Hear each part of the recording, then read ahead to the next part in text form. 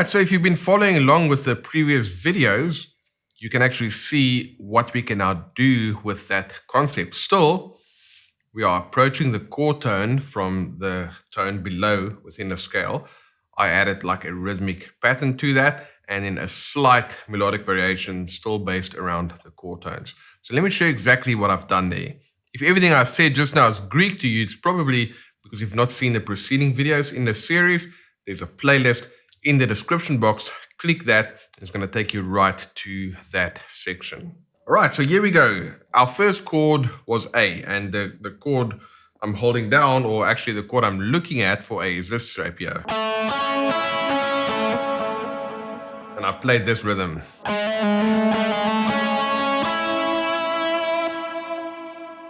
Which really is just this. I just decided to play this E note on the 9th fret, but if you can totally go like this. So.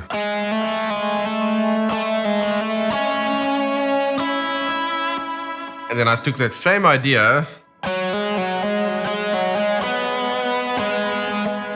but instead of going up for the final note, I came down again to this chord here. And this is my E chord, by the way.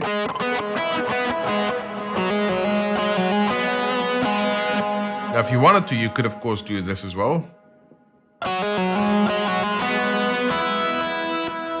And then we had B.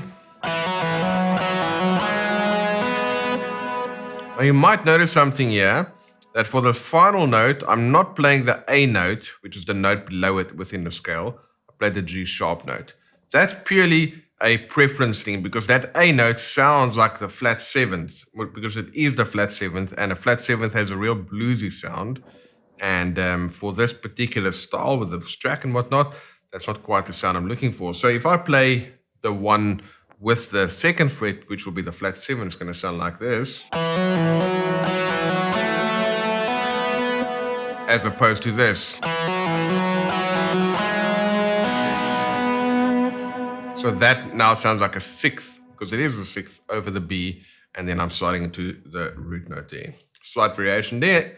And then for the C sharp, I've got, which really is this.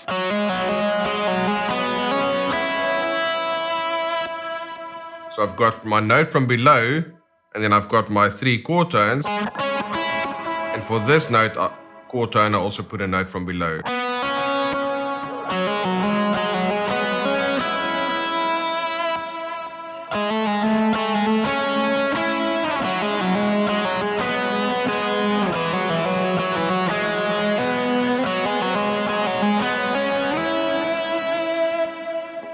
And again, this E note is just the same as that E note there.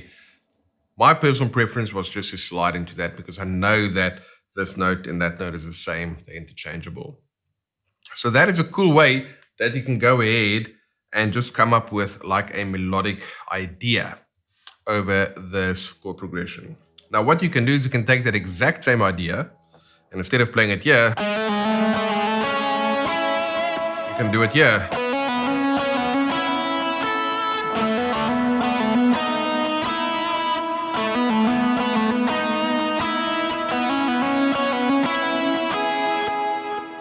So you can take that same idea and just go and map it over the other chord tones. And of course, you can do the same thing up here. But that is how I've taken that whole approach and came up with a line that can kind of work pretty well over these 4 chords. So go and give that a shot. I'll play it for you one more time. Get the notes dialed in, move it to the other positions, come up with some slight variations of your own, and see what that sounds like. And through this, you're going to start mapping out where the notes exist on the guitar and how you can start coming up with some of your own lines. Because remember, this is like a paint by numbers approach. I literally said, we're going to play the chord tone, but we're going to play it from the tone in the scale below the chord tone. Then I'm going to choose some kind of a rhythmic pattern that I like. I decided on my phrasing. In this case, it was a combination of hammer-ons and slides. And then I just follow it for, as the chords change. And there's obviously 101 different ways, but just taking those couple of parameters, which is something I call constraints, which we teach in our Worship Guitar Skills Academy, is just to choose a constraint and then to come up with some variations on that, you start becoming very creative because now you've got a limited options to choose from, and that actually makes it easier to go because now instead of having the whole guitar as your canvas to paint with, so to speak, you've only got a couple of notes. And now you need to start being inventive with your phrasing, your articulation, your rhythmic patterns, and all those kind of things.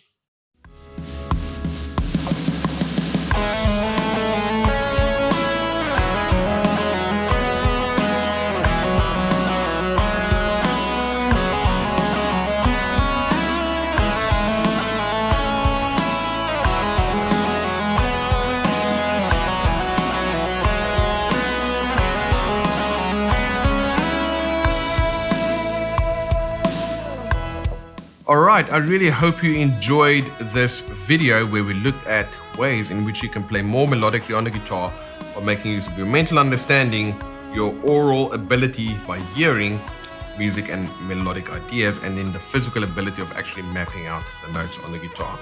Now this is all just the start of a whole wonderful journey, and if you'd like to dig deeper and learn more about how you can compose these different kinds of parts as well as get access to the backing track that I used in this example, well, we've got a 7-day worship guitar skills challenge which you can sign up for free.